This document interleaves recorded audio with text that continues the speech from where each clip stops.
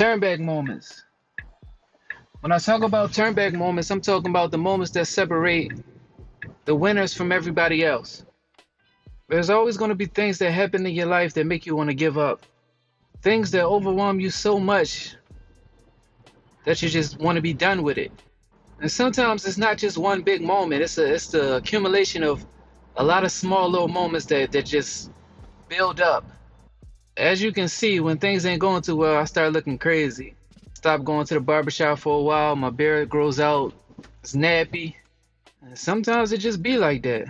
Sometimes it lasts for a few days, few weeks, but I always snap out of it because I know my end goal and the things I'm trying to accomplish.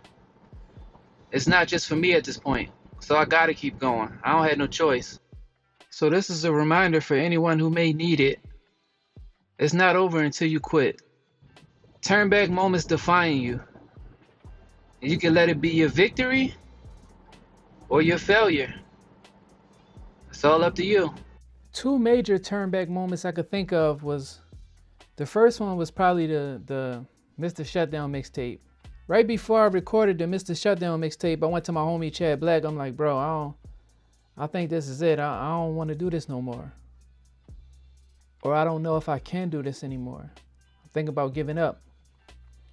He was like, bro, is you crazy? You have no idea how much potential you got. You just getting started, bro. You ain't even do nothing yet. I'm like, man. So I sat and thought about it for a while. I'm like, he right. I haven't even tried yet. So I went on to record the Mr. Shutdown mixtape. We pressed up some CDs. We went out, hit the streets, me and a few of the homies. Sold 1,000 mixtapes for $1. That would have never happened if I would have gave up at that moment. By me choosing to keep going, something great came out of that. I think maybe the second moment right after that, when I got to the James Allen album, I had the music recorded. I was able to mix it myself, but I ran out of money. I had messed up the money from Mr. Shutdown. So I ain't had no money to get it mastered or get any CDs pressed up. And I really didn't know what to do. I'm like, damn, I ain't got no, I'm out of paper. And one day I randomly get a call from my homie, my producer, named Midnight. He like, bro, what's up? What you got going on? I'm like, I'm working on this album I want to put out. He like, bro, you know what? I want to invest to you. He like, meet up with me. Thanks. So I go meet up with him. He hand me an envelope. I look in the envelope. It's like 200 in there. And that was enough to get the project mastered. That was enough to press up some CDs, and it was enough for me to keep going. So I say all that to say, there's going to be a lot of moments where you want to give up. You over it. You don't know how things are going to work out, but you just got to trust. Have faith that it's going to work out some way. You know, eyes on the prize, keep moving forward, and stay focused. And it's all going to work out exactly as it's meant to. At the end of the day, the ones who choose to keep going are the ones who usually make it. You have to be a little bit delusional to keep pressing forward. I definitely have my moments, but I always choose to keep going. This is a dream that I've had since I was 7 years old. In my mind, how I rationalize it is, why does this thing keep calling me? If this is not what I'm supposed to be doing, why? What is this feeling? Why am I so in love with the process? And I chose to go find out. I've invested thousands. North of 30,000. Probably even more. Over the years, it's probably like 100,000 by now. Just investing in the craft. And I was able to do that by believing. To any sane person, any logical person, that would be crazy, right? To put all that money in and to not have anything to show for it. To not have anything substantial to show for it. Now, I do have a large catalog now. 14 albums, maybe about 62 singles by now. Maybe more. 5 EPs. But the thing is, if you think about it, with this catalog out in the world, I'm a pending millionaire. And once one of these songs take off, the rest of them will follow. And that's when I'll see my return on investment. It's just about me keeping the faith and having some patience. all while continuing to work in the meantime. You know, sometimes turn back moments could push you in a direction that's beneficial. For example, how I bought my laptop. One day, I had a studio session. I was excited to record. So we get to the studio, and the door was locked. What happened was, the studio that my engineer was working out of, they had got a new door, and they didn't give out the new key cards right away.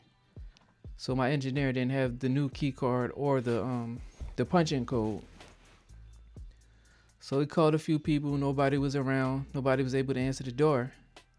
So we waited for a while to see if anyone would come out so we can get in. Nothing. And at this point, I'm frustrated because I was so excited to record. And it's like, damn, I was going to the studio weekly. I'm like, damn, I would have to wait a whole nother week to record. Because the way my schedule was, that was the time I blocked out for me to go to the studio. Now I'm upset. I'm like, damn, I can't even record. And I drove all the way down here. We can't even get in the studio. We ended up having to cancel the session. So I'm driving home. I'm like, yeah, no, this ain't gonna work. I had saved up some money.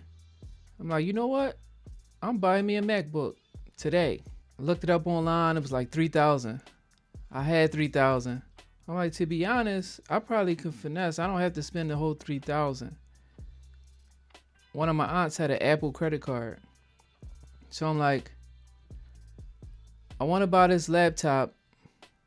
I have the money, but I don't want to spend all the money. That's all I have. All I have was $3,000. So I'm like, can we put this on your credit card and I'll give you $1,500 and then get on a payment plan with you for the rest?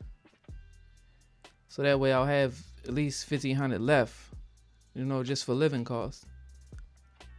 She agreed to it. She even got some points, which was enough to get her some AirPods from that purchase. I got the laptop. I was able to create freely now. I still go to the studio, but I was able to create freely at home as well. So I got into producing more. I started recording myself more. Anytime somebody needed a verse, I was able to just come here, record. But the thing is, I probably wouldn't have bought this laptop if we didn't get locked out of the studio that day. I could have just chalked it. It was a turn back moment. I could have just chalked it and say, you know what? All right, I'll wait till next week. I won't create nothing. Instead of receding, going back, I'm like, no, I'm pushing forward. I'm buying this laptop. I'm gonna create whenever I want. And that pushed me into being able to create even more.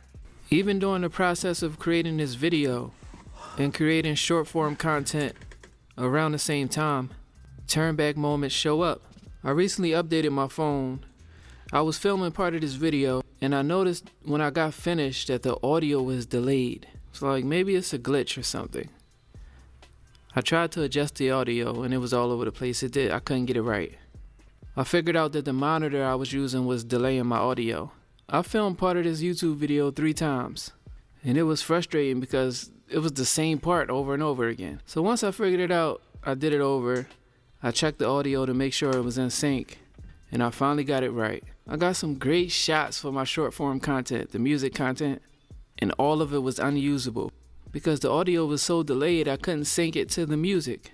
It was a turn back moment. So once I figured everything out, I went back out and shot the same clips for the music content as well. And like I said, sometimes it's going to be frustrating. And in those moments, you could throw in the towel or you can lock in, focus, and figure it out.